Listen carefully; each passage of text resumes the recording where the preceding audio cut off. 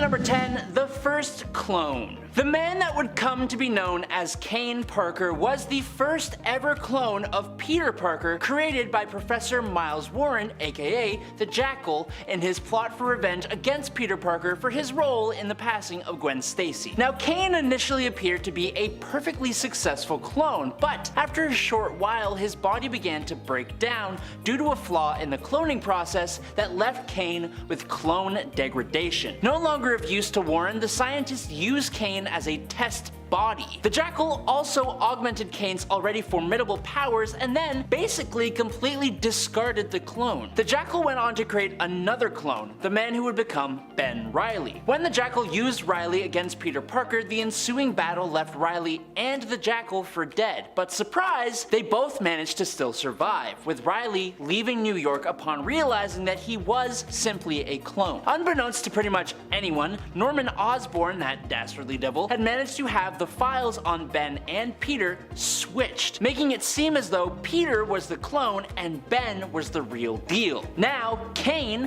who broke into the Jackal's lab and took a look at those said files, was led to believe the same thing and followed Ben Reilly, aka the Scarlet Spider, to Salt Lake City in his self-imposed exile. Number 9. Power difference. Now, due to his degeneration, Kane noticed some differences between his powers and Peter Parker's. For starters, he has almost all the same powers as Peter, but they're actually amplified, meaning he's way stronger than Peter is. He has a precognitive sense as an amplified version of the classic spider sense as well. This shows Kane flashes of the future, allowing him to be a step ahead in combat. Kane also possesses an advanced version of Spider-Man's wall crawling ability, which by extension grants Kane a special ability called the Mark of Kane, but we'll talk about that in just a second. Kane is also incredibly adept at hand-to-hand combat, as you'd expect from a Spider-Man clone with precognitive abilities. On top of all that, Kane also possesses a limited healing factor, the ability to produce his own silk webbing, meaning he doesn't need web shooters, a knack for connecting with spiders and other insects, and since he's a clone, he has an immunity to Peter Parker's spider sense. Number 8. The Mark of Kane. Like I just said, Kane is also able to stick to virtually any surface and crawl across it just like a Spider-Man can. But for Kane, his mental control over this ability has been increased so far that he can literally rip a wall down just by tugging at it hard enough with his palms. But more so than that, Kane can channel energy endothermically through his hands, creating an intense amount of heat that can leave severe burns on a person or object through skin to surface contact. This is referred to as the Mark of Kane, and it is basically his calling card, with Kane typically leaving the mark across his victim's face. This became a crucial part of some of his stories, being used to identify him as a suspect or even being copied by others to try and frame Kane for crimes he did not commit. On the plus side, the mark allows Kane to easily burn his long hair and beard to a shorter length without burning himself in the process, so free haircuts.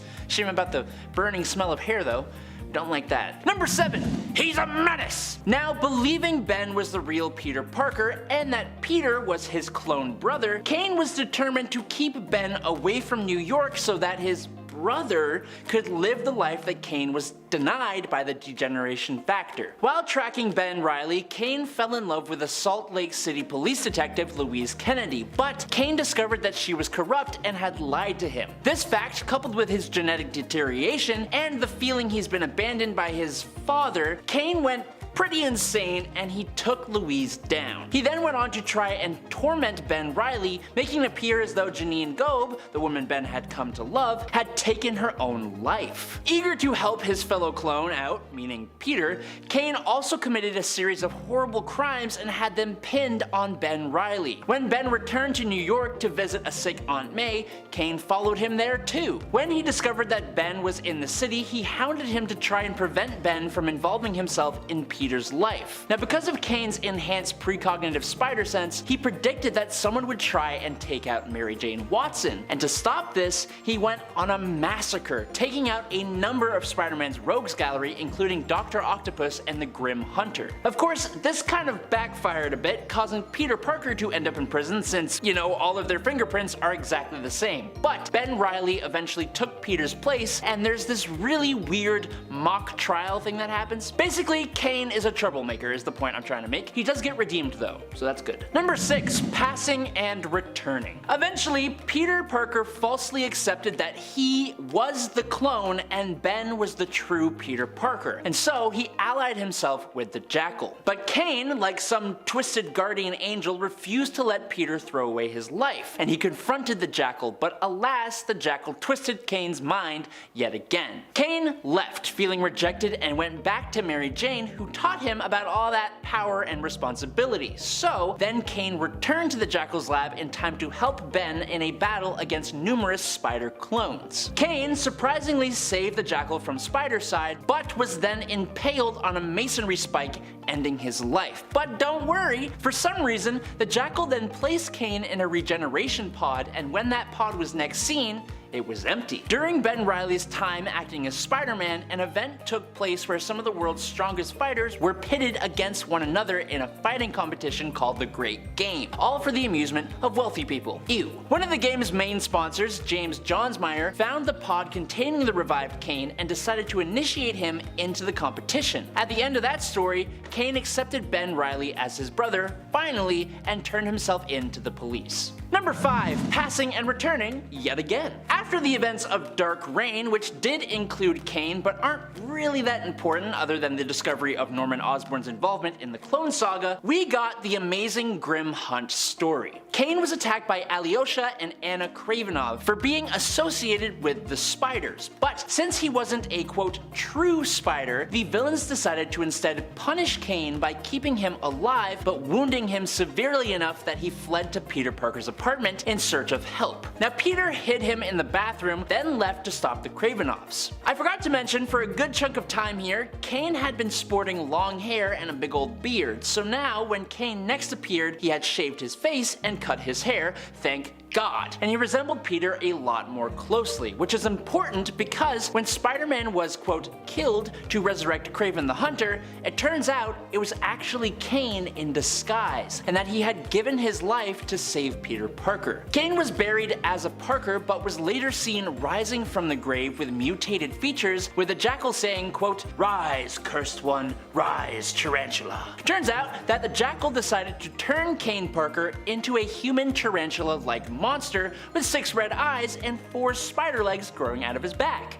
It's terrifying. Number 4. Scarlet Spider. The Jackal made Kane, who was Tarantula, the first of his followers during the Spider Island event. It's important to note that Kane wasn't really in control of himself here. In his final confrontation with the original, Spider-Man threw Kane into a tank filled with the Cure, a concentration of the anti-venom symbiote which was intended to help cure the people of Spider Island. The Cure did more than return Kane from being a monster though. It also stabilized his DNA and finally made him a perfect clone of Peter Parker, similar to Ben Reilly. Now Kane was super important against the Spider Queen, using lethal force to bring her down. Following this, Kane started a trip around the USA, and during his stay in Houston, Texas, he saved a young girl from some pretty utterly horrible people. Now using a scarlet suit similar to Spider-Man's, Kane faced the Salamander and managed to defeat him, being named by him as Arachna Escarlata, or Scarlet Spider in Spanish. I'm sorry if I mispronounced that, I really am. When the people at the scene cheered him and told them they needed a hero, Kane's sense of responsibility for the girl he saved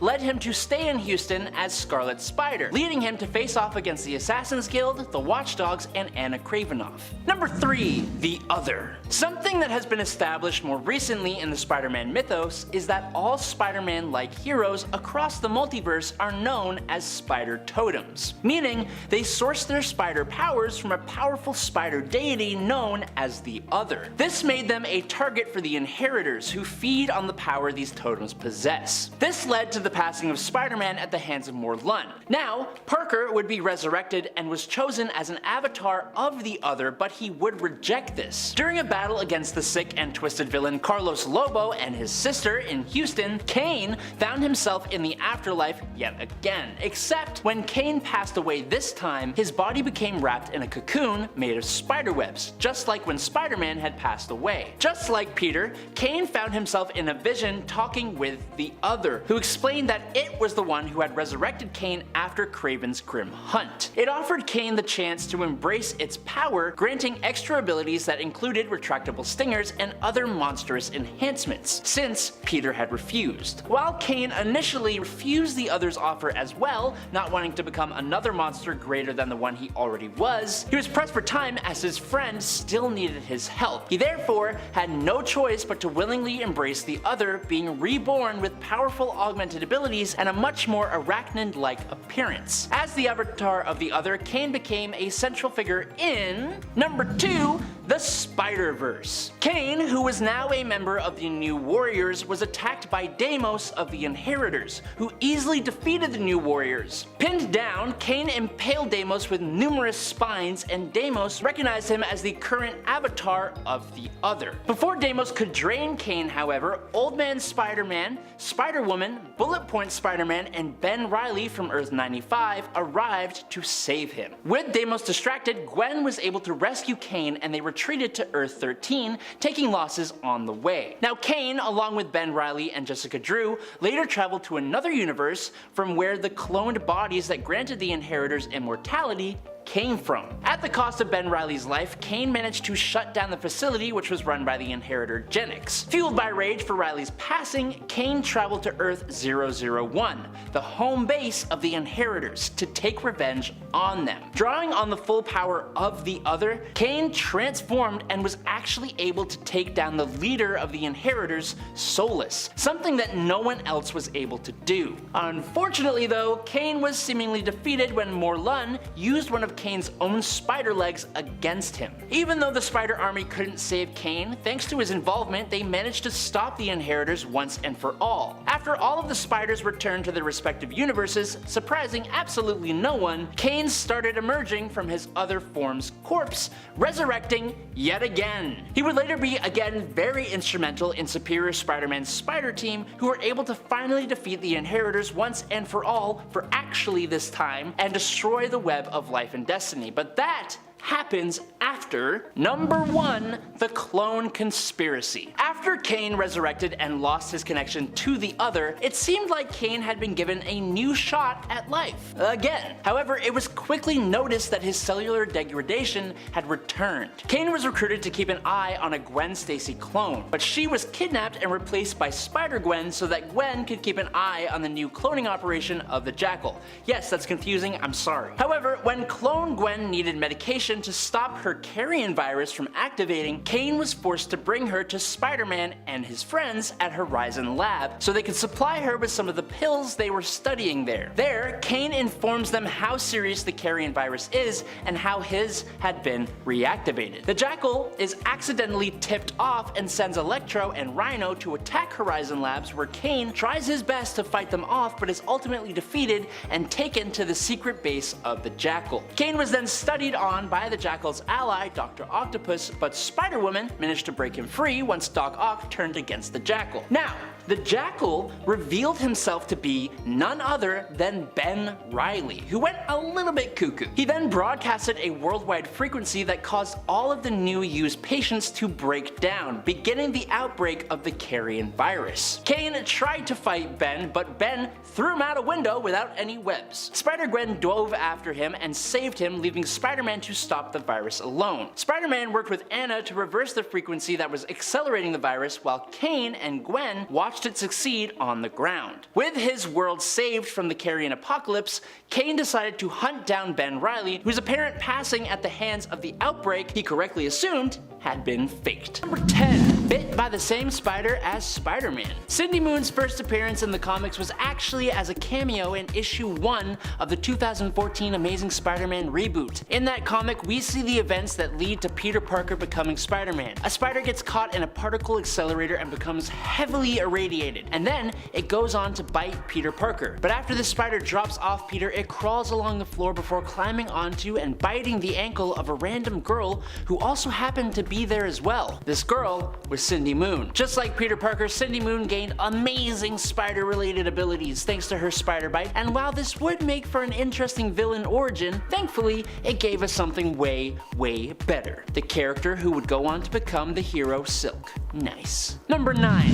Ezekiel Sims. When Silk's power first emerged, it was in the form of accidentally webbing up her parents. Obviously, someone spontaneously emitting super strong spider webs out of their fingertips and webbing you up, likely while screaming their head off because they don't know what's happening, would be quite the terrifying experience. It got the attention of a man known as Ezekiel Sims, who came and took Cindy Moon away and began training her in how to use her powers for good. He was a mentor and father figure for her while she was with him, and after he discovered that an extremely powerful villain was tracking her, he and Cindy agreed that she should be hidden away. That's what they did, locking Cindy in an underground bunker with everything she would need. It wasn't an imprisonment. She knew the code to get out and could leave, but she knew the consequences of leaving, and so she did not. Number 8. Better spider sense. Silk possesses an extrasensory hyper danger or silk sense, which warns her of potential immediate danger and links with her superhuman kinesthetics, enabling her to evade most any injuries, unless she cognitively overrides her automatic reflexes. Her silk sense is more advanced than the spider sense of Spider-Man and other spider totems. It allows her to react significantly faster in combat for starters, but it also has superior range and can even sense the identity of an attacker before a fight begins. There is a side effect though. Her hyper silk sense seems to be a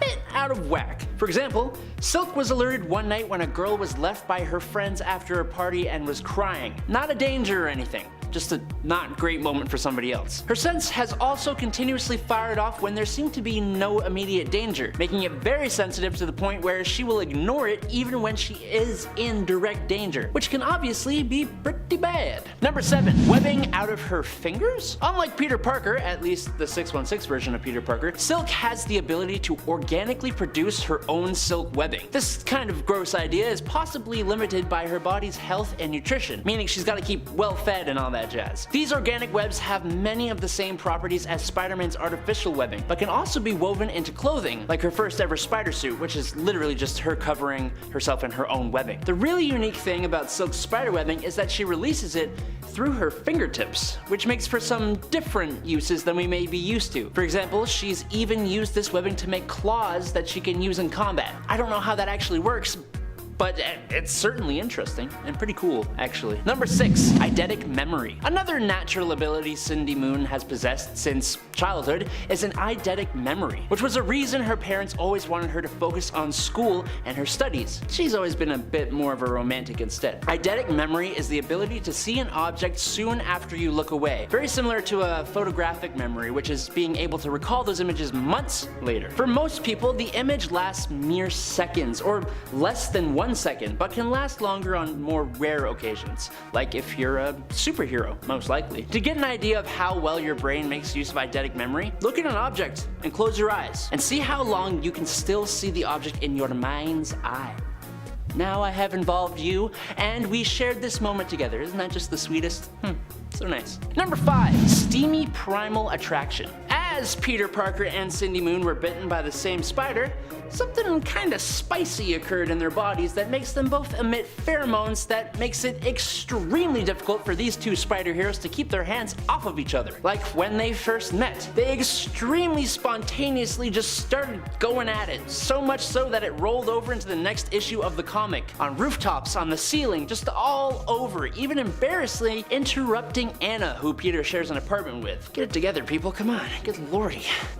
They're just naturally extremely drawn to each other. It's not entirely their fault. A handy side effect of their shared connection is that it even allows Cindy to be able to sense Peter across the multiverse, as she stated during the Into the Spider-Verse event. It's also revealed no other multiversal Peters share this pheromone, so 'tis strictly a 616 thing. Useful information for us, I'm sure. Number 4. Tracked by more Lun. I said before that Ezekiel Sims and Cindy Moon agreed to have her locked away in a room that blocked block detection from an extremely powerful villain at the bottom of his tower. This villain that was tracking Cindy Moon was none other than the totem-devouring Morlun and his inheritors. It was one of the first things her and Peter talked about once he opened the room containing Cindy Moon, as she flipped on him thinking that her release would attract Morlun. Luckily, Peter had taken Morlun's life twice before this, but obviously that means Morlun has the means to return, which he obviously does. It turns out that Morlun and the other inheritors could track Cindy because she was the avatar of a powerful spider totem called the Bride, which actually played an integral part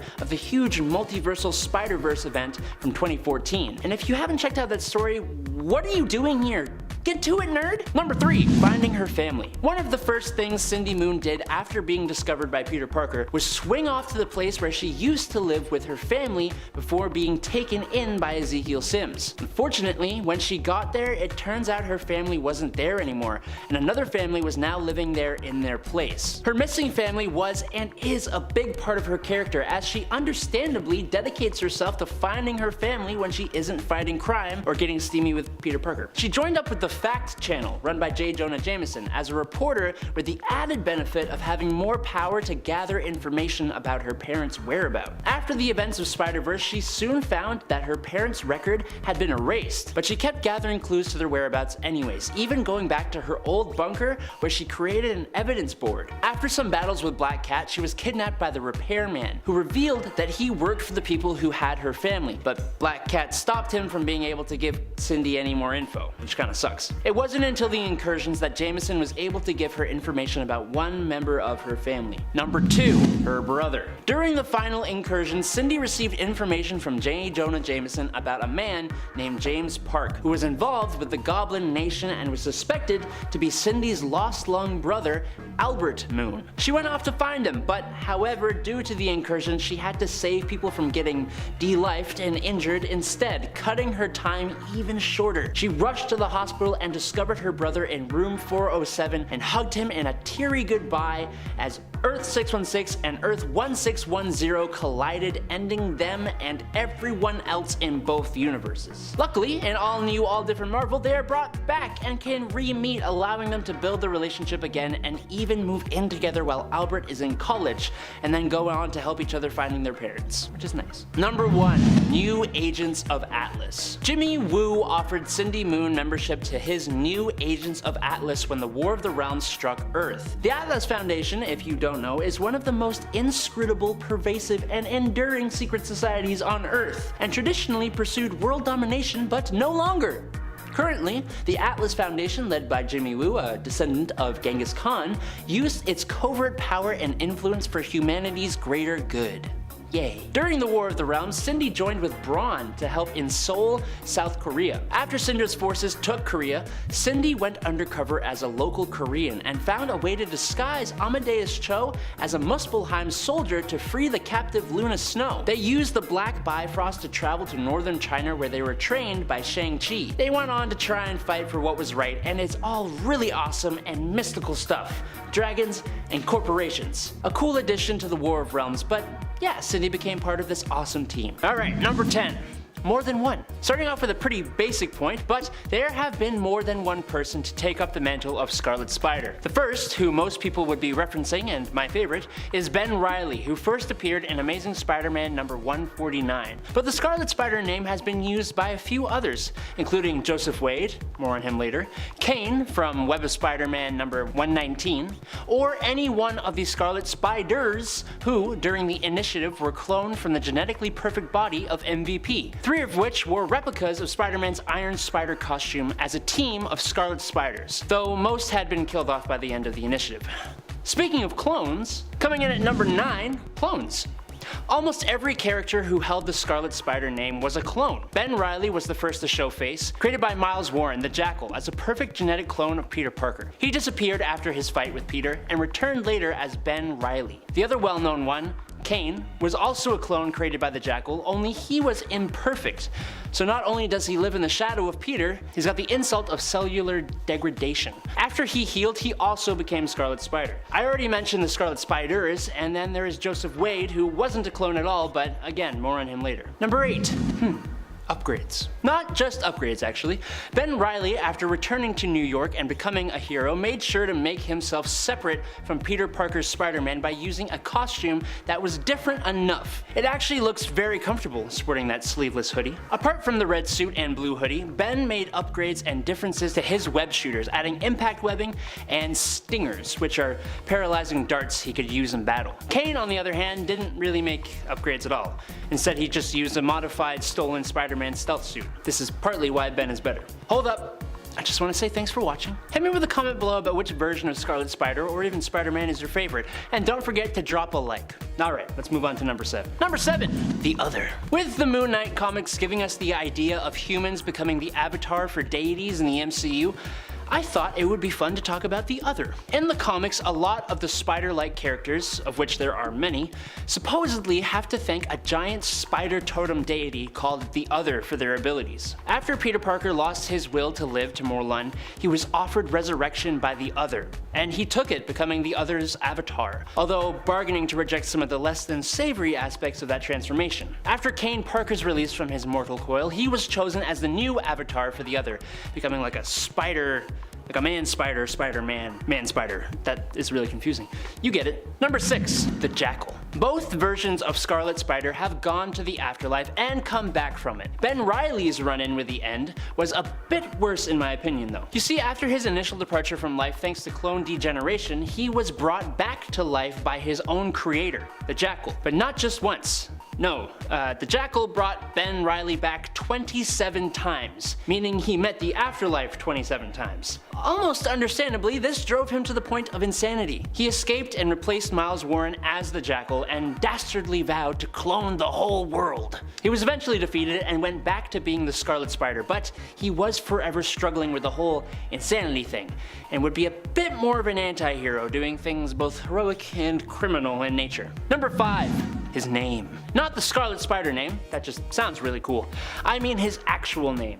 Ben Reilly. Ben chose this name for himself, and comic book fans can connect the dots to figure out where it came from. But for those of you who need an explanation, allow me. Being a clone of Peter Parker, and even believing he was Peter Parker for a while, he has a deep connection to Aunt May and Uncle Ben. So Ben is obvious, in memory of Uncle Ben. But Reilly would be the maiden name of his Aunt May, coming together to give us Ben Reilly. Love it. As for our other clone, Kane Parker, again, the Parker part of things is more than obvious, but he initially went by just Kane for a while, inspired by the burn marks his imperfected spider clone abilities would leave on his enemies.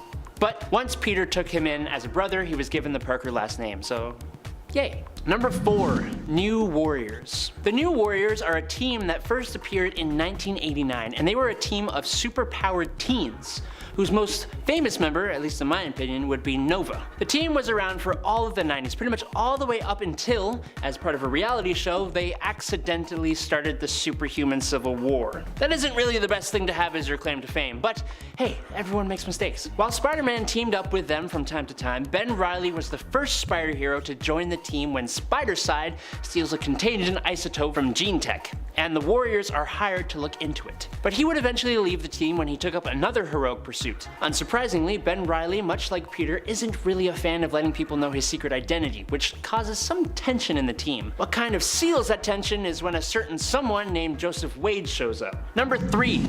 Evil Scarlet Spider. Okay, now we can talk about that other Scarlet Spider, Joseph Wade. So we know he isn't just another Peter Parker clone. So who the heck is this guy? FBI agent Joe Wade was assigned to investigate Dr. Octopus, who at this time was not Otto Octavius, who was de-lifed by Kane. Dr. Octopus was Carolyn Traynor, the daughter of one of Ben's close friends. That's the Scarlet Spider connection. While investigating Carolyn, Joe was kidnapped by her and he was turned into a silver-skinned, hard-light duplicate version of Scarlet Spider, going around committing villainous deeds to make the real Scarlet Spider look bad. Eventually, Joe became a real mechanized Scarlet Spider with superhuman strength and speed. He had claws on his fingertips and he could also fire webbing from his wrists, crawl up walls, and interestingly, fire laser stingers from his eyes. It took Ben Reilly teaming up with the New Warriors to finally finally be able to stop him, and then they kind of fell out of love with him. Number 2. Death. In Marvel Comics, there is a cosmic entity known as Death. She represents decay and destruction in the universe. There's a group of characters who have become heavily connected with this character for different reasons. Thanos is one of the big ones, being driven to de-life many people to try and appease her and win her affection. Kind of one of the reasons he tried to assemble the Infinity Gauntlet in the first place. Another would be Deadpool, who is also incredibly in love with Death. But another character with less of a lovey-dovey relationship with Death is Ben Reilly, who intrigued Death when he was resurrected all those many times. She would often mess with him, but has also helped him on a few occasions, like when she healed the clone deformation and when she resurrected Kane and another boy. I always find it interesting when this grim cosmic entity shows up in comics. Number 1. He became Spider-Man. Remember how Ben left the New Warriors to pursue other heroic endeavors? This was it. After being convinced that Ben was actually the original Peter Parker, Peter had a bit of an identity crisis and departed from the Spider-Man name, giving up the mantle to Ben Reilly, who took it on with a new look that was similar to the original but with some minor changes to do with color choices and logo placement. This is also where we saw Ben face off against Venom and develop those technologies we talked about before. This is where Ben's fate lay, and it was what Marvel was working their way towards for quite a while. He remained Spider-Man for quite a few years until he was brought to an end thanks to Norman Osborn. He died saving Peter from one of Goblin's attacks, which actually proved to Peter that he was indeed the true Peter Parker when Ben's body dematerialized like the other clones did. This brought the clone saga to an end, but Ben would return as no one as popular as him could be gone for too long. Alright nerds, the Scarlet Spider, an amazing character who needs to work his way into the MCU and who will hopefully appear in the newest Spider-Verse movie. Number 10. Beyond Corporation. What happened to make Ben Reilly become the villainous being known as Chasm?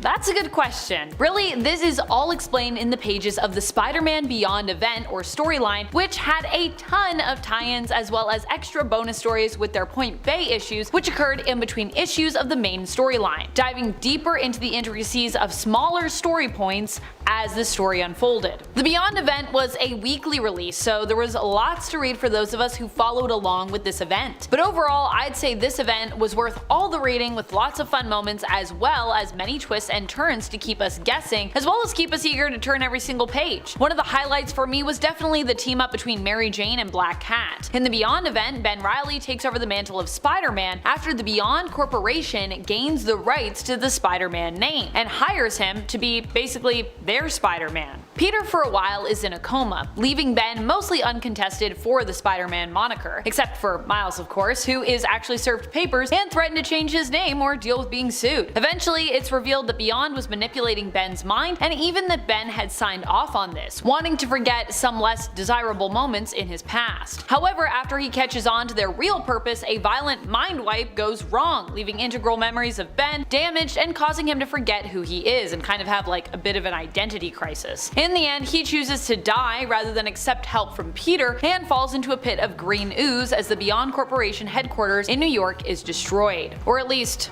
we thought he was dead. And friends, before we move on to our next spot on this list, if you love what we do here on Top 10 Nerd and you love hearing about how some more heroic characters can become evil, we have a Top 10 Evil Alternate Versions playlist for you to check out, where you can learn about all the evil alternates that exist in the multiverse. Number 9. The Ooze. In reality, Ben fell into the pit of ooze and was reborn again, this time with improved oozified powers. These newfound powers give him an enhanced spider sense, which also lashes out at the danger that he senses. He can also hit people with blasts of ooze now too. Ooze-tastic. Number 8. Dark Web. What is Dark Web? Well, it's the current ongoing Spider-Man event, following what happened in Beyond, which we already touched on and which resulted in the creation of Chasm. Ben Reilly now has a new identity and a new purpose. He has been warped by his loss of memories completely, and probably from falling into a bunch of ooze. He decides the best course of action now is to take out those responsible for his fall from grace, and he decides to ally himself with others who have been wronged in order for them to all achieve their own similar but different objectives. Chasm's plan is to defeat Peter Parker, who he sees as a threat, and who he ultimately blames for all the things that have befallen him, basically feeling that Peter is kind of keeping memories from him, when really that's not what Peter wants to be doing. Dark Web is about these various villains coming together to redeem what they feel they are owed, having all been twisted in some way by past traumas, and for some of them kind of current traumas. Really, it's an event about confronting the pain others have caused you and all the various ways you can deal with and you can hopefully potentially heal from that. Number 7. Chasm. Why the name Chasm?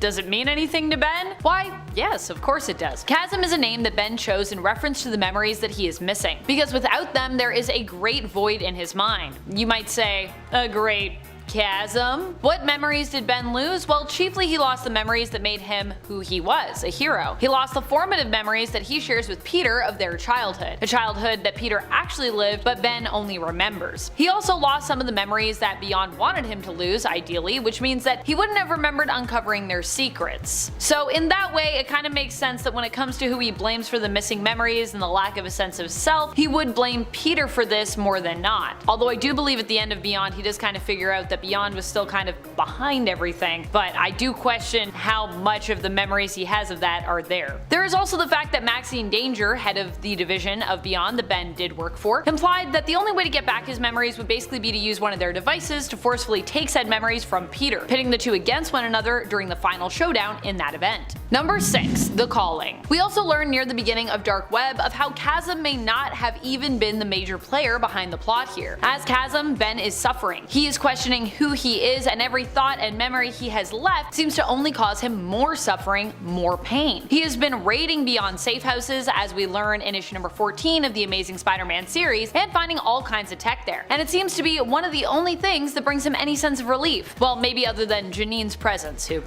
she obviously, I think, makes him feel a little better. The tech he claims feels like some kind of key. He knows that Beyond was using it in some kind of project that was near completion called Project Purgatory, and he believes with his genius he can actually get it to work. And it seems that is the key to the calling he is feeling, reaching out to him from a place. A place called number 5. Limbo. Chasm isn't just allied with anyone when it comes to this Dark Web event. He's allied with one of the most powerful villains around, one of the most powerful people around, Madeline Pryor. Madeline Pryor more recently seemed to be focused on healing, moving past her traumas, not villainy, but it turns out this was all part of a larger plot to get what she wanted most. Madeline Pryor apparently hadn't actually healed, at least not fully, and what she needed to complete the process, or what she needed because the process hadn't been completed maybe, was the memories that were stolen from her. These were the memories of Nate, aka once baby Christopher, growing up. Jean ended up acquiring all of Madeline's memories following the original Inferno event in the comics when Maddie was defeated. Jean ended up in a way becoming like a mom to Nate because of this, because she had an emotional connection to him, with all the memories of raising the baby that Maddie had prior. And now Madeline wants all of that back. Well, she wants the backlog of stuff that she missed. She wanted not just the memories of raising baby Christopher, but also the memories of what happened with raising him after she'd missed out on that. And she also wanted all the memories involving her and her death and her funeral. And this was where her allegiance with Chasm basically came in. Chasm is also after his lost memories, which he feels Peter Parker has stolen from him, and aims to get them back himself and also end Peter Parker in a sort of there can only be one type showdown. Number 4. Hallows Eve. Not only is Madeline an ally of Chasm, but so is Hallows Eve. Hallows Eve is actually Janine Godby, who is Ben's love interest, kind of like his version of Mary Jane, but if Mary Jane had an even more messed up childhood and was also forced into becoming a murderer and a criminal in self-defense, spending most of her adult life in prison. Hallows Eve ends up becoming a villainous sidekick to Chasm and the Goblin Queen in the Dark Web event after Maddie uses the demonic magic of Limbo to give Hallows Eve powers. Hallows Eve can essentially create masks which have different effects on her enemies depending on which one she's wearing and wielding at the time. The symbolism here is kind of in reference to the fact that in her life, Janine has felt she had to assume many different identities in order to survive, which is why Maddie sort of gave her that power. Even her name, Janine, is actually not her original name, but one she adopted when she was on the run, although it is the name she chooses to be addressed and referred to by in preference to her given name, because obviously she has past stuff attached to that she does not want to think about, I imagine. Number 3. Venom. While not as Chasm specific, I feel like this point is still really relevant relevant when it comes to Chasm and his story in Dark Web. Chasm and the Goblin Queen, along with their sidekick Hallows Eve, aren't the only ones who end up allied together in this event. Venom also gets sucked into this villainous team up himself, which might seem odd initially, considering that Venom is Eddie Brock, who isn't even really Venom anymore, but rather is the King in Black following the defeat of Null. Not only that, but Eddie for the last few years has really been more of a straight up hero, not a villain at all. Venom, the symbiote Venom, would go on to bond with Dylan Brock, Eddie's son, but after Eddie ends up in limbo requesting help from Madeline and Chasm, Maddie sees an opportunity here. She agrees to help Eddie find his son, but in exchange forces him to join her and Chasm's plot, removing Eddie's memories of Dylan. Now this makes him believe he is Venom once more, but after he realizes his other is no longer there and he's alone, he instead becomes the future villainous version of himself, or one of those, Bedlam. Number 2. Gus. Maybe one of the darkest moments of all comes to us in Amazing Spider-Man issue number 14, at least thus far. In this late 2022 issue, Chasm is revealed to be allied with both the Goblin Queen and Hallows Eve, and ends up confronting someone who repeatedly has mistaken him for Peter, insisting that Ben pay him what Peter owes. Well, before Ben had simply responded that, he was not in fact Peter, so just stop talking to me, I'm not Peter. This time around, Ben instead beats the man up and then takes him to limbo. There, Madeline Pryor kills the man by consuming his soul, and in so doing receives his memories. This tactic then inspires Chasm when it comes to how to best retrieve his memories from Peter. No longer having the device, I believe, that Maxine offered him before, Ben now plans to kill Peter and consume his soul in order to regain the memories lost to him. Not only is that a super dark and terrifying thought and twist, but we also need to acknowledge here that Ben and Janine both became accessories to murder. Number 1. Pain. As if someone wasn't bad enough, it seems the key to understanding Chasm and so many of the characters' narratives present in Dark Web as well is understanding loss and pain. To really understand why Ben becomes Chasm and why he pursues Peter so ruthlessly, you need to understand what his loss feels like. In issue number 14 of Amazing Spider-Man from 2022, Ben describes his loss to Janine and how it feels to him. I've lost a lifetime. I don't know what I was before I woke up in the Jackal's lab. There's nothing and then I'm just there. And everything after that is scrambled. The only memories that seem to punch through, the ones carrying pain. People telling me I'm not real, beyond manipulating me, all the dying, all the loss. I don't remember meeting you, but I remember all the times I lost you. Pain, pain, pain. It's understandable why he and so many others involved in this story seem to be turning to the darker side, because, they sound to really be hurting. And isn't that how it usually goes? You get hurt, and you usually end up hurting others. Even if on paper that seems like an obvious thing to not do as someone who's been hurt, it never seems to be quite so obvious to characters, or honestly even real world people in the moment. Number 10. The hospital issue. Do you love horror comics? Well then Beyond even has you covered for that. I know, I wasn't expecting to read this story and become terrified, and yet here we are. The hospital issue of the Beyond story is issue 82 of Amazing Spider-Man. Now, hospitals for me are already creepy, but Saladin Ahmed and Jorge Fornes really make them seem a lot more creepy and horrifying in this issue. After Peter has awakened from his coma, he's still in no shape to return to a life of crime fighting. He is forced to rest in the hospital, but is called into action when he notices patients beginning to mysteriously disappear. It seems as though while Peter is in no state to go toward the danger has found a way to come to him. Yay! He and MJ must face off against a monster that threatens not just the lives of the patients around Peter Parker, but his own life as well. Number 9. Acknowledging and accepting trauma. It seems that part of the reason why Peter and Ben are struggling so much, or what their problems both stem from overall, are their lack of ability or willingness to embrace and accept the grief and recent trauma that has happened in their lives. With Peter, he just went through a whole ordeal with Kindred, who was revealed to be both of the fake children of Gwen Stacy and Norman Osborn, Gabriel and Sarah. Really, these two weren't Gwen or Norman's children, but were created by Harry to mess with both Norman and Peter, who he made to believe that the children were Gwen's and Norman's when they weren't.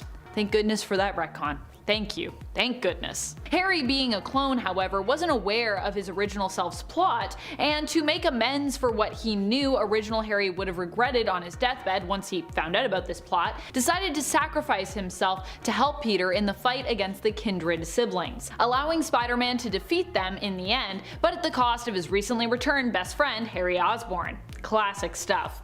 Ben, on the other hand, was recently on a path of redemption after becoming the villain known as the Jackal, but seems to have decided to avoid dealing with that trauma by agreeing to allow Beyond to mess with his mind so that he would forget about it ever happening.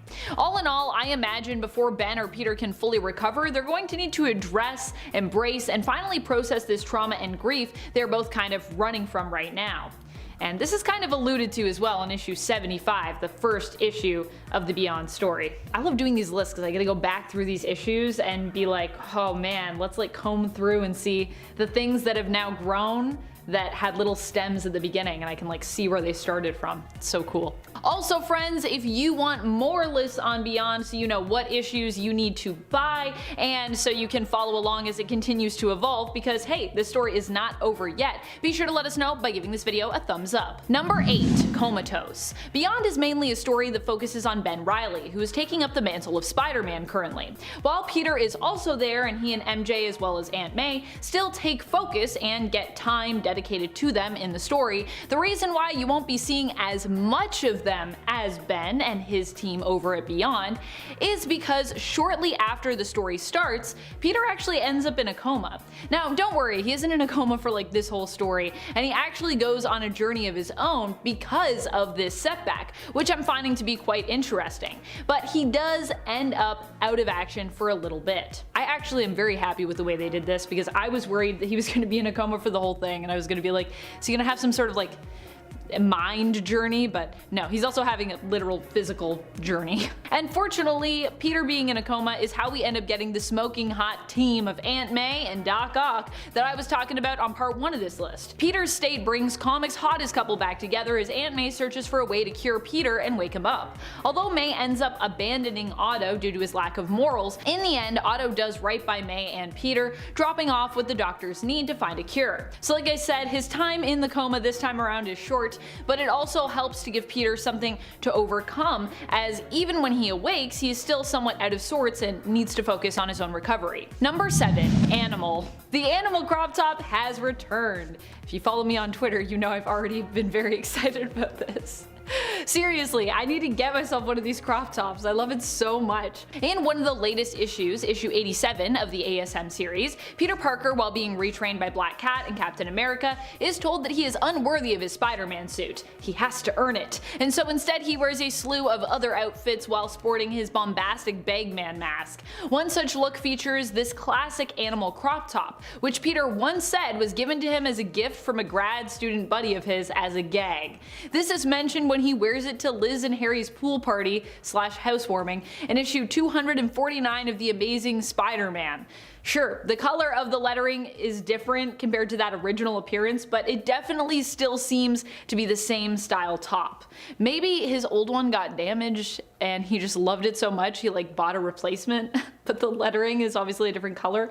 I seriously love this shirt more than I have words for, and to see it reappear here, what history on the page, what style. I can't believe Pete has had it all these years and that it was among the clothes likely Aunt May or MJ packed to bring to him during his stay at the hospital, where he is still feigning and actually recovering when not busy relearning how to swing around on rooftops and of course fight. Number 6. Marcus Montplaisir.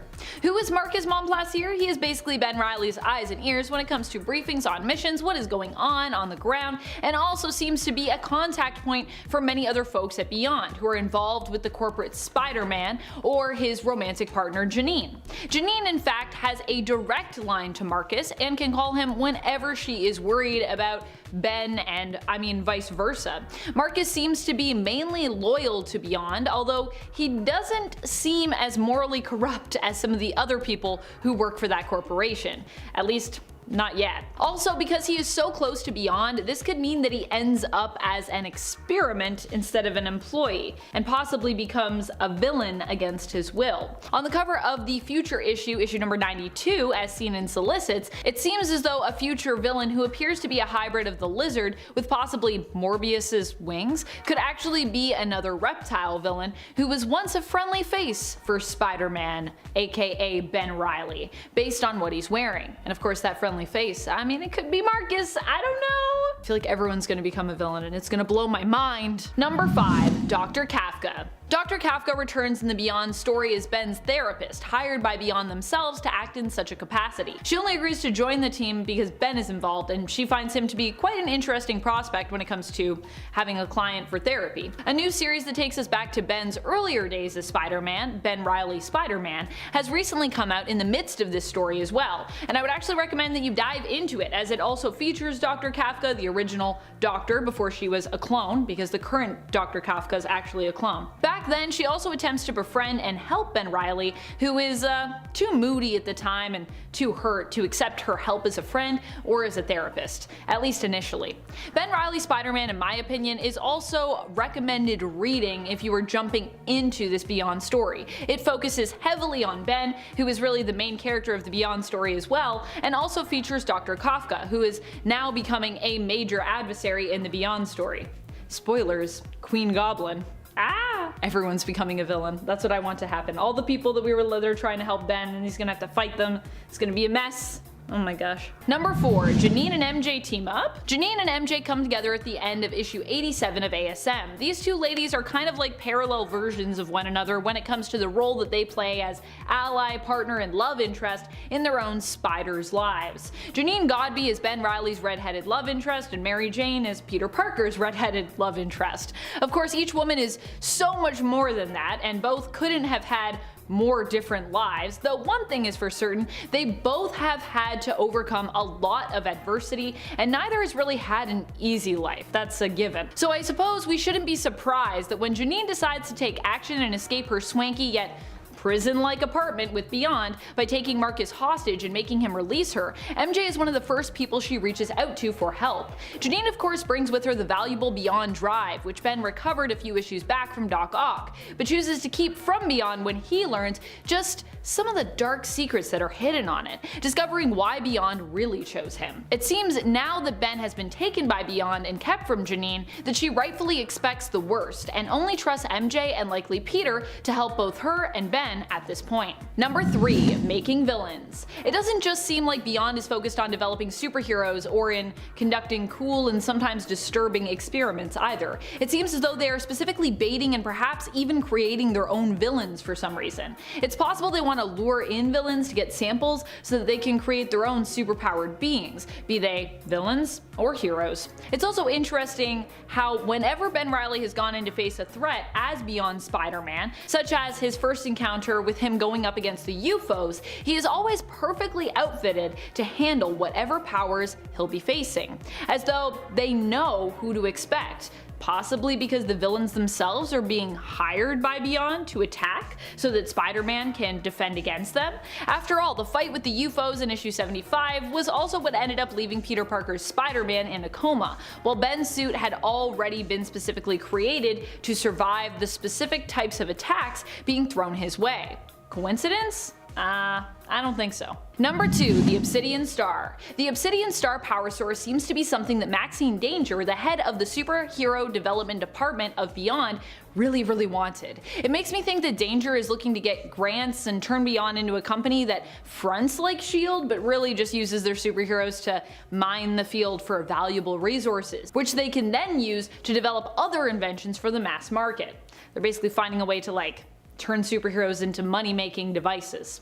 Either way, the Obsidian Star would then likely be a valuable asset to them if it is a massive power source, as I imagine.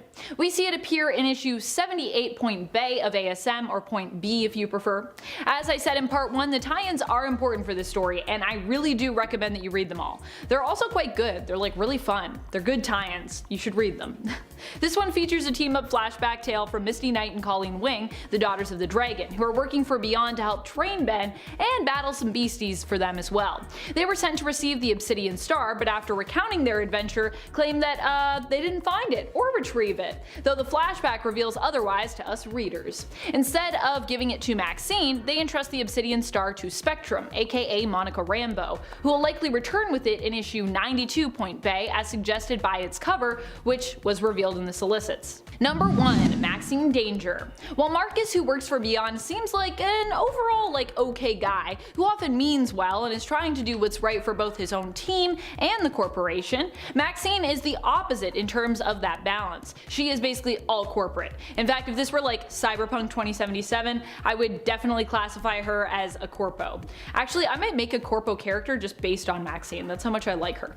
She doesn't care a tiny bit what anyone thinks of her. She is demanding when it comes to her expectations and very unforgiving when it comes to those who disappoint her. She is intimidating and powerful, acting solely on the behalf of the Beyond Corporation and their best interests, and her own best interests, and doing anything to protect the company that she represents, even possibly harm or permanently alter her employees. And I have no doubt that not even the law or morals would get in the way when it comes to her getting her way. Or ethics. She seems very unethical. Number 10. Kind of the worst. Even in the comics, Miguel doesn't necessarily have a history of being the kindest soul around. In fact, before he became Spider-Man, he was actually one of the worst people. Even Miguel himself knows this and has stated before as much, acknowledging that he used to be a huge jerk and now tries to take action to make up for his misdeeds in the past. Initially, Miguel was someone who really only cared about himself and his own interests, until he realized that this was not only not getting him to where he wanted to be, but also causing undue hurt to the people and the world around him. Miguel also at one point stole his brother Gabriel's girlfriend. Dana basically became Miguel's fiance after she cheated on Gabriel with Miguel, and she and Miguel fell in love, which is, I feel like speaks to Miguel's character at the beginning of his story. And friends, before we move on to our next point here, if you love what we do here at Top 10 Nerd, be sure to let us know by clicking that subscribe button. Number 9. Villain Origin. Miguel O'Hara was a genius working for Alchemax in genetics. He was pressured into experimenting on people in an attempt to, in essence, recreate superpowered individuals. When the experiment went awry, however, he tried to get out and was blackmailed into staying with the company. But Miguel didn't like how he was being controlled and would go to any lengths to free himself, including experimenting on himself. Miguel in this way has a bit of a supervillain tinge to his origin story, if you ask me. Most villains start off kind of in this manner, experimenting on themselves because they're desperate, sometimes to help themselves and sometimes to help others. In Miguel's case, it was to help himself. But while the experiment was sabotaged by his supervisor, it did still work, ultimately curing him of his compulsions, which were sort of keeping him tethered to the company, while also splicing his DNA with the spider and granting him superhuman abilities and powers. Number 8. Has a son. I didn't even know this about Miguel, and I actually learned about it while doing research for this list, so hey, I learned something too here. Miguel actually has a son in the comics, so it's not just in the animated universe that he has played the role of father. In the comics, his son is Gabriel O'Hara, nicknamed Gabri. Gabri is the son of both Miguel's Spider-Man 2099 and another sometimes superpowered individual, Tempest. Tempest Monroe was turned into an insectoid monster a few times in the comics, both times when she was being cured, actually. This first happened when Miguel secretly administered a cure for cancer from the year 2099 to her. The second time this happened was when Miguel's father, Tyler Stone, attempted to cure damage to Tempest's spine, which had left her paralyzed. Number 7. Died. Miguel O'Hara has come face to face with death a few times, but he pretty much always survived. At one point he was killed in the comics, but thankfully was able to be resurrected afterwards. This happened as a result of a fight with Tempest, his baby mama. However, this isn't because she actually wanted to hurt him, but because she was being mind controlled into doing so by Miguel's biological father, the evil Tyler Stone. I know! What a dramatic turn of events. Fortunately, in the same issue that he died, 2015's Spider-Man 2099, issue number 25, he is also brought back to life by 2099's Doctor Strange. In fact, the whole reason he's able to even go and save Tempest in the first place, when he ultimately dies from her being brainwashed and lashing out as he rescues her, is because a future version of his son, Gabri, let him know where to go. If that isn't a 2099 storyline, I don't know what it is. Your kid from the future telling you? While Miguel never becomes the CEO of Alchemex, despite his troubled past involving them, he does actually end up following in his father's footsteps, kind of. His father was not the CEO either, but instead was the head of their research and development department, as well as the vice president of the company. When Tyler actually went to work for 2099's Doom, or one of them anyways, who became the president of the United States, he named Miguel as his successor. Miguel took control over the department, and later when Tyler returned attempting to get his job back, Miguel actually refused to give it over, which honestly fair enough. Number 5. His brother is Venom. Well, his half-brother anyways, on his dad's side. Kron Stone is actually Miguel's brother through his father, Tyler Stone. The two brothers never really got along, and Kron actually was completely unaware that Miguel was his brother. Kron in this timeline is the one behind having Punisher 2099, Jake Gallo's family killed. As payback, the Punisher pays him a visit and leaves him to die in the sewers, which is where he is left to bleed out. However, just as it seems that Kron is done for, and honestly, I gotta say, kinda good riddance, he bonds with a black ball of goo that turns out to be the Venom symbiote, who after all these years has continued to mutate and change, surviving. Kron becomes the original 2099 Venom and fights against Miguel, becoming his rival and yearning to cause him pain. In fact, Kron even succeeds in hurting Miguel when he kills Dana, Miguel's ex, who was once his fiance. Number 4. Powers and abilities. While not as strong, as fast, or as intelligent as Peter Parker's Spider-Man, Miguel O'Hara still has some very impressive powers. His powers come from his DNA being rewritten to basically 50% spider. In fact, exactly 50% spider, I should say. This also changed his appearance, giving him fangs and making his eyes turn red. Hence why in Across the Spider-Verse they call him, sort of that like vampire Spider-Man. Although there are also some other famous vampires in the Spider-Verse that I'm thinking we may still see as well, but we'll have to wait and find out. Spider-Man 2099 possesses superhuman levels of strength, endurance, agility, reflexes, speed, and durability. He also has a pretty potent healing factor, allowing him to heal from cuts within minutes. His healing factor is also believed to affect aging, slowing it. He possesses talons along with his fangs, night vision, enhanced eyesight, and organic webbing. Oh, and he may actually be telepathic to a degree. As I said before, he's also a genius, specializing in genetics, but also having some pretty fierce computer skills. Number 3. First appearance. For those who are curious with where to start when it comes to Miguel O'Hara and his story, we first got a glimpse of him in a preview in Amazing Spider-Man issue number 365, which was also a supersized 30th anniversary issue for Spider-Man. This was where he first appeared, but he wouldn't be properly introduced until a few months later in his own series, Spider-Man 2099 issue number 1, which I believe is what the preview in the 30th anniversary was basically for. Spider-Man 2099 was actually the first comic to start off the 2099 line and universe, so Miguel was actually the first hero we'd come to know from 2099 as well. The first issue establishes Miguel as a brilliant but kind of cruel person whose desperation leads him to become a superpowered vigilante. I gotta say, I really love the art and the colors in this book. 2099 is such like a cool world, like really, it just visually is so striking. Number 2. Lila. For those who didn't notice, Miguel actually has his own AI assistant. Her name is Lila, which actually stands for Lyrate Lifeform Approximation. LYL. In the comics, Lila has a very different look than the animated universe. She kind of reminds me a bit of Marilyn Monroe in the comics, honestly. She also often expresses concern for Miguel, often giving him advice as though she was his friend, as opposed to her being his assistant. Although she does still call him boss like her animated Spider-Verse counterpart in the films. As an AI, there is a lot that Lila can do, but she also seems to be prone to catching human emotions sometimes as well, which is interesting for an AI. However, this was also likely a one-time thing, as it was later revealed that she had become susceptible to a virus after plugging herself into sort of like a worldwide news network and shutting down after being overwhelmed with basically too much emotion. Which honestly, I get it, Lila. I try to not listen too much to the news because I also get overwhelmed with too much human emotion. Number 1. Future problems. Miguel hasn't always existed just in the 2099 universe of Earth 928, which is believed to be a potential future for Earth 616. At one point, he actually found a home in the main continuity, a version of his past. During his time on Earth 616, his apartment number was funnily enough 2099. Cool on paper, but maybe not so great if anyone is,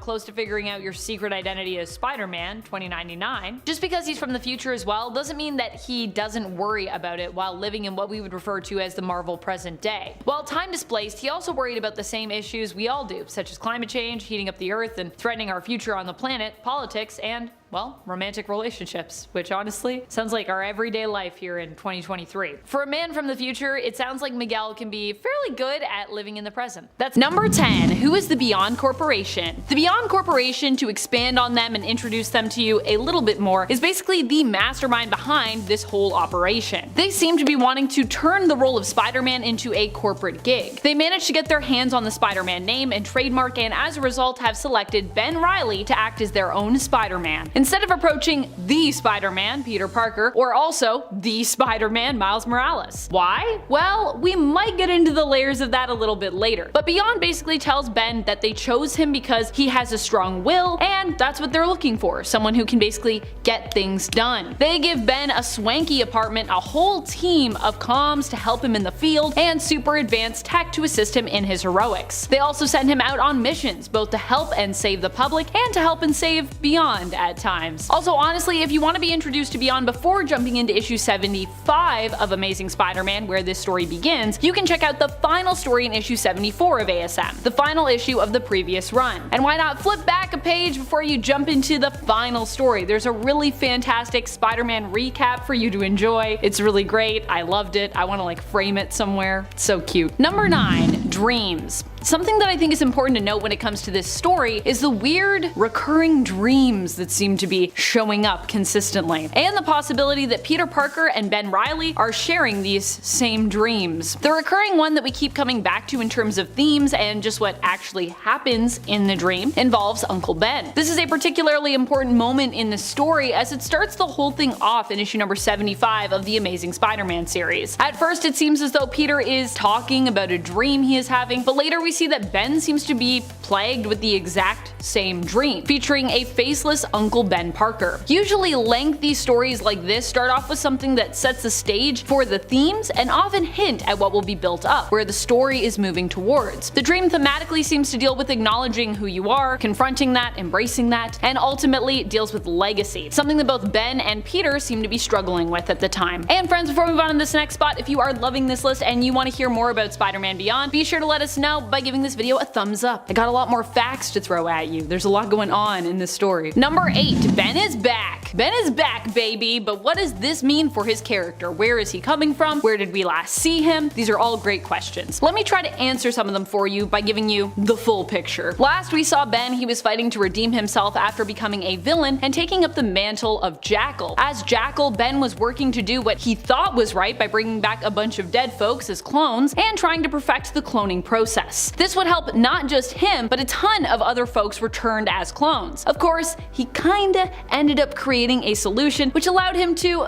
exert control over said clones. As Peter saw it, Jackal Ben had things kinda twisted. What he saw was all the power with none of the responsibility. In the end, Peter defeated Ben, refusing to join him, and Ben realized the error of his ways and fought to atone for his mistakes. At one point, he had his sins completely cleansed, as they were explained as happening because of basically a corruption of his psyche. Now he's back, but he doesn't seem to be too much worse the wear, considering all that happened more recently in his past. In fact, his time as Jackal remains kind of untouched for much of this story, although Ben does seem to be struggling emotionally. Number 7. The hottest couple returns. Aunt May and Doc Ock, of course. Oh, did you think I was going to say like Spider-Man and Black Cat? No.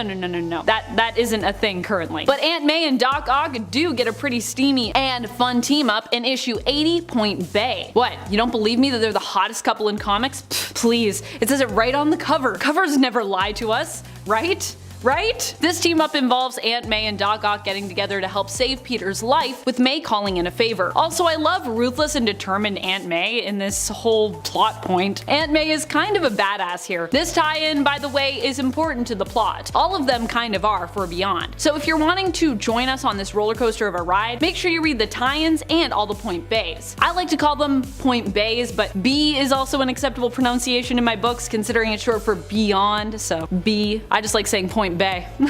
Number 6. Beyond's true motives. So, why does Beyond really want Ben Reilly as their Spider-Man? And do they really just want to make the world a better place, or do they have ulterior motives? How do they make money? And what's really going on in the scientific and experimental sandwich department? Those poor sandwiches! Someone free them, please. As time goes on, Beyond becomes more and more suspicious, and not just to you or I, the readers. I mean, I think we're all suspicious from the beginning, right? But also for Ben and Dr. Octopus. After Doc Ock's team up with Aunt May, he's hot on the trail of Beyond, who he believes has stolen his work. Ben is sent after Otto to apprehend him after he gets his hand on a very valuable asset of Beyond's, a drive with sensitive and pertinent information, which Beyond refuses to fill Ben in about when it comes to what the contents of this drive are. Ben manages to defeat Doc Ock, but Otto gives him a choice. He has made it so that Ben can actually access the drive's files without Beyond knowing. Ben can either look at the drive or simply return it without taking a peek at all. Of course, Ben is already suspicious at this point, so he chooses to look. He does not like what he finds. It turns out Ben wasn't chosen for his strong will, just the opposite actually. He was chosen because Beyond considers him malleable, due to him being psychologically compromised. Number 5. Janine is back. Not only is Ben returned, but he's also got his very own version of MJ, who is joining him along for the ride. We also get to see the return of Janine Godby in the final story of issue 74 of ASM, the lead into the Beyond event. Now for those who don't remember Janine, she was actually Ben's love interest back in the 1990s, and we haven't really seen her since then. She was on the run after she was severely mistreated by her father and basically killed him in self-defense. Her real name is Elizabeth Tyne, but she chose to change it to Janine Godby, because, you know, she on the run. And she still actually goes by Janine now, preferring it to her given name, probably because she associates that with a lot of trauma. Janine eventually felt that she needed to confront her past and accept the responsibility of her actions after listening to a speech that Ben gave to Kane about doing, well, just that. As a result, Janine turned herself in and confessed to killing her father. She ended up in prison and has been there till, well, now, when Beyond was able to make a deal to have her put in their care instead. During Beyond, she has mostly been confined to her and Ben's apartment, as she is still a criminal serving time. Nicer surroundings for sure, but she still acknowledges that she's pretty much just imprisoned. However, after developing her own suspicions and secretly being given the important Beyond drive from Ben, who then goes missing, the time comes for Janine to break out. Number 4. Miles gets served. And I don't mean he gets served some like delicious hamburgers or anything tasty like that. I mean he gets served in the legal sense. Miles Morales has also some Beyond tie-ins you'll be happy to hear, and to find out what's going on with him in the Beyond storyline, you can check out his own series from issues 33 to 36. Miles also makes an appearance in issue 81 of ASM, where he and Ben duke it out before teaming up to take on monster/villain Rhizome. However, while Ben ultimately decides not to tell Miles he should consider changing his name after Beyond told him to, because Beyond only wants Ben to use the Spider-Man mantle, and well, I mean, they do own it. Miles does later on get served by Beyond, unfortunately, as we find out in his own series. And that is a whole thing that he has to deal with in his own series, on top of dealing with other hero-related problems. It's a lot going on for Miles right now. He just had his own clone saga, and yeah,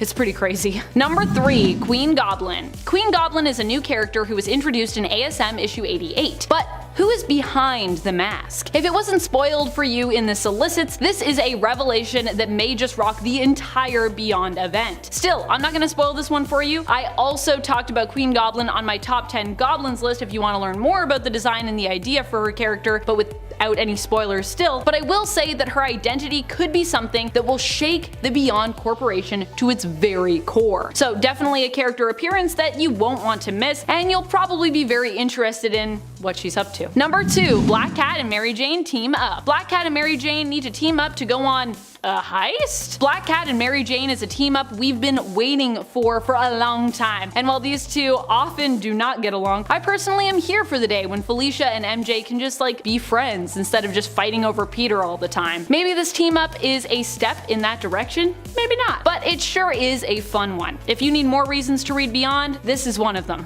Bam! Read this issue and enjoy the team up of these two. Remember, this is an event where all the tie-ins are relevant. Peter's life may even hang in the balance, but you'll have to read it to find out. Number 1. The unraveling of Ben Reilly. Remember how I said that Ben's time as Jackal seems to be mainly untouched? Well, later on in this story we find out kinda why that is. In issue 86 of ASM, we learn that Ben actually allowed Beyond to wipe his memory of his time as Jackal, which is why he didn't really know that his therapist, Dr. Kafka, was actually a clone, one he himself created. Yeah, Kafka had actually been working to try and rebuild Ben's framework when it comes to his mind, because the whole mind wipe thing is kind of ill-advised in her professional opinion. It's dangerous as it could cause Ben's personality to collapse because he's a clone. And well, I think you know where we're going with this revelation. After Ben learns more about Beyond's motives and begins to question who and what he's really working for and why, they decide it best if they remove recent memories to protect themselves from Ben's suspicions, and to protect Ben, I guess, so that he can keep working for them. And yeah, it doesn't go well. Memories beyond what they are scrubbing seem to unravel and disappear. What will Ben be like when he comes to? I really think you should jump into the story with us so you can find out that way.